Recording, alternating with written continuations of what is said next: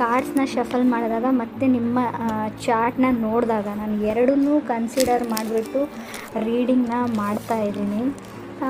ಕಾರ್ಡ್ಸ್ನ shuffle ಮಾಡಿದಾಗ first card ನನಗೆ 2 of cups ಬಂದಿದೆ. ಡೀಪ್ಲಿ ರೊಮ್ಯಾಂಟಿಕ್ ಕನೆಕ್ಷನ್ ಆ ಥರ ಯಾರಾದರೂ ನಿಮಗೆ ಈ ಮಂತಲ್ಲಿ ಸಿಗ್ಬೋದು, ಅಥವಾ ನಿಮ್ಮ ಜೊತೆಗಿರೋರ ಜೊತೆಗೆ ತುಂಬ ಚೆನ್ನಾಗಿ ಬಾಂಡಿಂಗ್ ಬರ್ಬೋದು. ಇನ್ ಕೇಸ್ ನೀವು ರಿಲೇಷನ್ಶಿಪ್ಪಲ್ಲೇ ಇರಬೇಕು ಅಂತ ಇಲ್ಲ, ಮೇ ಬಿ ನಿಮ್ಮ ಮನೆಯವ್ರ ಜೊತೆ ಅಥವಾ ನಿಮ್ಮ ಫ್ರೆಂಡ್ಸ್ ಜೊತೆನೇ ಈ ಬಾಂಡಿಂಗ್ ಬರ್ಬೋದು. 2 ಆಫ್ ಕಪ್ಸ್ನ ಮತ್ತು ಸೆಕೆಂಡ್ ಕಾರ್ಡ್ 5 ಆಫ್ ಕಪ್ಸ್ ಬಂದಿದೆ. ಇನ್ ಜನರಲ್ ಹೇಳೋದಾದರೆ ನೀವು ಕೂದಲ ಬಗ್ಗೆ, ನಿಮ್ಮ ಹೇರ್ಸ್ ಬಗ್ಗೆ ತುಂಬ ಕೇರ್ ಮಾಡ್ತೀರಾ ಈ ಮಂತು. ಹೇರ್ ಕೇರ್ ಪ್ರಾಡಕ್ಟ್ಸ್ ಬಗ್ಗೆ ಕಾಣಿಸ್ತಾ ಇದೆ ನನಗೆ ಚಾರ್ಟಲ್ಲೂ ಕೂಡ, ಕಾರ್ಡಲ್ಲೂ ಕೂಡ. ಮತ್ತು ಈ ಮಂತಲ್ಲಿ ತುಂಬ ಸ್ಟ್ರೆಸ್ ನಿಮಗೆ ಜಾಸ್ತಿ ಆಗ್ಬೋದು, ತುಂಬ ಟೆನ್ಷನ್ ಮಾಡ್ಕೊಳ್ತೀರಾ ಅಂತ ಹೇಳ್ಬೋದು. ಮ್ಯಾಟರ್ ಆಫ್ ಕಂಫರ್ಟ್ ಅಂತ ಹೇಳ್ತೀವಿ. ನಿಮ್ಮ ಕಂಫರ್ಟ್ ಝೋನಿಂದ ಆಚೆ ಹೋಗ್ಬೋದು ನೀವು. ಇದರಿಂದ ನಿಮಗೆ ಅಡ್ಜಸ್ಟ್ಮೆಂಟ್ ಆಗೋದು ಸ್ವಲ್ಪ ಕಷ್ಟ ಆಗ್ಬೋದು. ಹೊಸ ಜಾಗ ಆಗ್ಬೋದು, ಹೊಸ ಜಾಬ್ ಆಗ್ಬೋದು, ಆಫೀಸ್ ಆಗ್ಬೋದು. ರೀಸೆಂಟಾಗಿ ಮದುವೆ ಆಗಿದ್ದರೆ ಅವ್ರ ಮನೇಲಿ ಅಡ್ಜಸ್ಟ್ ಆಗೋದ್ರ ಬಗ್ಗೆನೂ ಕೇರ್ ಇರ್ಬೋದು. 5 ಆಫ್ ಕಪ್ಸ್ ಏನು ಹೇಳುತ್ತೆ ಅಂತ, ಒಂದು ಸಿಚುವೇಶನ್ ಬಗ್ಗೆನೇ ನೀವು ಕಂಫರ್ಟೇಬಲ್ ಫೀಲ್ ಮಾಡಲ್ಲ, ಡಿಸಪಾಯಿಂಟ್ ಫೀಲ್ ಮಾಡ್ಬೋದು ಅಂತ ಹೇಳುತ್ತೆ ಕಾರ್ಡು. ಬಟ್ ನಾನು ಕೇರ್ಫುಲ್ ಆಗಿರಿ ಅಂತ ಹೇಳ್ತೀನಿ.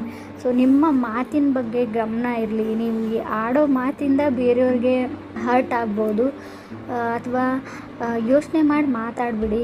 ಸಡನ್ನಾಗಿ ಏನೋ ಅಂದ್ಬಿಟ್ಟು ಆಮೇಲೆ ಅದ್ರ ಬಗ್ಗೆ ಯೋಚನೆ ಮಾಡ್ತೀರಾ ಅಂತಲೂ ಈ ಮಂತಲ್ಲಿ ಹೇಳ್ತಾ ಇದ್ದ ನಿಮ್ಮ ಚಾರ್ಟು. ಲಾಸ್ಟ್ ಮಿನಿಟಲ್ಲಿ ಮೈಂಡ್ ಚೇಂಜ್ ಮಾಡುವಂಥ ಚಾನ್ಸಸ್ ಇದೆ. ಯಾಕಂದರೆ ಥರ್ಡ್ ಕಾರ್ಡ್ ನನಗೆ 2 ಆಫ್ ಪೆಂಟಿಕಲ್ಸ್ ಬಂದಿದೆ.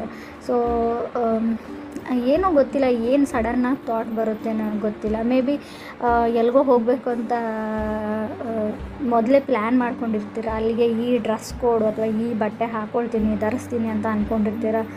ಈ ಥರ ಹೋಗ್ತೀನಿ ಅಂತ ಅಂದ್ಕೊಂಡಿರ್ತಾರೆ. ಲಾಸ್ಟ್ ಮಿನಿಟಲ್ಲಿ ಅದೆಲ್ಲ ಚೇಂಜ್ ಮಾಡಿಬಿಟ್ಟು ಹೋಗೋವಂಥ ಚಾನ್ಸಸ್ ಕೂಡ ಇದೆ. ಬಟ್ 2 ಆಫ್ ಪೆಂಟಿಕಲ್ಸ್ ಏನು ಅಂದರೆ ಆ್ಯನ್ಸಿಸ್ಟರ್ಸ್ ಬ್ಲೆಸ್ಸಿಂಗ್ಸ್ ಅಂತ ಹೇಳ್ತೀವಿ. ನಿಮ್ಮ ಪೂರ್ವಜರು ನಿಮ್ಮ ಜೊತೆ ಇಲ್ಲದೇ ಇರೋರು, ಅವರು ಈಗ ಸದ್ಯಕ್ಕೆ ನಿಮ್ಮ ಜೊತೆ ಇರೋಲ್ಲ, ಅವರು ಪಾಸ್ಟ್ ಅವೇ ಆಗಿರ್ತಾರೆ ತುಂಬ ವರ್ಷಗಳ ಹಿಂದೆ.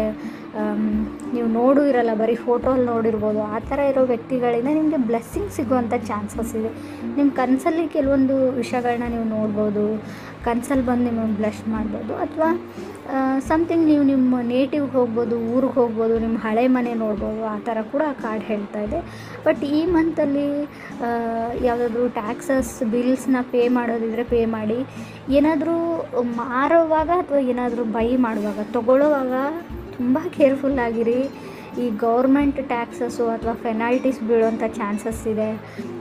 ಸ್ಟೆಬಿಲಿಟಿ ಇದೆ ನಿಮ್ಮ ವರ್ಕ್ ಲೈಫಲ್ಲಿ, ಕೆರಿಯರಲ್ಲಿ. ಅದು ತುಂಬ ಓವರ್ ವರ್ಕ್ ಮಾಡ್ತೀರ, ನಿಮ್ಮ ಮನೆಗೂ ಬರೋಕ್ಕಾಗಲ್ಲ ನಿಮ್ಮ ಕೆಲಸದ ಮಧ್ಯೆ ಅಂತ ಕೂಡ ಕಾರ್ಡ್ ಹೇಳ್ತಾ ಇದೆ.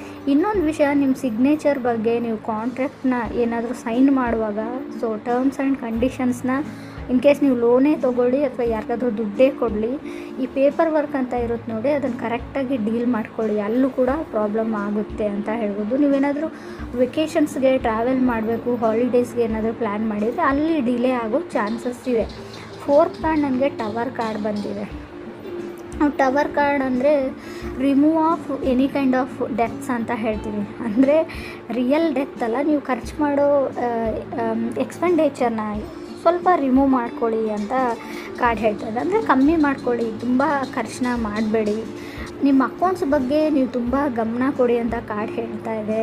ಟ್ರಾವೆಲಲ್ಲಿ ಡಿಲೇ ಕಾಣುತ್ತೆ, ಹಾಗೆ ರಿಕವರಿಂಗ್ ಟ್ಯಾಕ್ಸಸ್ ಅಂತ ಹೇಳುತ್ತೆ. ಹಣಕಾಸಿನ ಲಾಸ್ಟ್ ಕೊನೆಯಲ್ಲಿ ನೀವು ರಿಕವರಿ ಕೂಡ ಮಾಡ್ತೀರಾ ಹಣಕಾಸಿನ ಸಮಸ್ಯೆ ಬಗ್ಗೆ.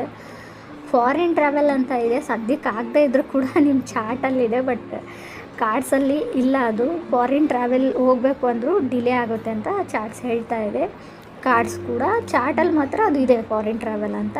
ಮೆಜಿಷಿಯನ್ ಕಾರ್ಡ್ ಏನು ಹೇಳ್ತಾ ಇದೆ ಅಂದರೆ ಎನಿಥಿಂಗ್ ಕ್ಯಾನ್ ಬಿ ಪಾಸಿಬಲ್ ಅಂತ ಹೇಳುತ್ತೆ. ನೀವೇನು ಅಂದ್ಕೊಂಡಿರ್ತೀರ ಅದನ್ನು ಮಾಡಬಹುದು ಅಂತ.